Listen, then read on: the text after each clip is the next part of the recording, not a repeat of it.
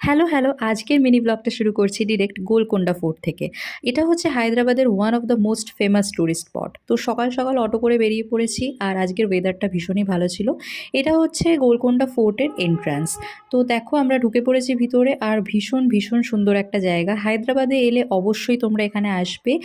Miss করো না কিন্তু। তো এখানে রয়েছে টোটাল ৩০০টা সিঁড়ি। আই থিংক আরও বেশি। গণিত নেই। বাট হ্যাঁ, এই সিঁড়ি দিয়ে উঠে ওপরে এসে যে ভিউটা তোমরা দেখতে পাবে সেটা কিন্তু ওয়ার্থ ইট। তো এরপর এখান থেকে আমরা বেরিয়ে গেলাম নেক্সট ডেস্টিনেশনে, সেটা হচ্ছে জামা মসজিদ। এই দেখো কি সুন্দর অপূর্ব একটা জায়গা, শান্ত পরিবেশ আর এই ভিতরটাতে এত নিস্তব্ধ, এত সুন্দর কারুকার্য দেখে তো মনটা ভরে গেল পুরো। এরপর আমি এখানে একটা রিলস বানিয়ে নিলাম, কারণ এত সুন্দর জায়গা আবার কবে আসবো না আসবো তার তো ঠিক নেই। তাই এখনই বানিয়ে নিই, সুযোগ কিন্তু ছাড়া যাবে না। এখান থেকে বেরিয়ে আমরা ডিরেক্ট চলে গেলাম খেতে, কারণ ভীষণ খিদে পেয়ে গেছিলো। আর খেয়ে দিয়ে চলে গেলাম হোটেলে।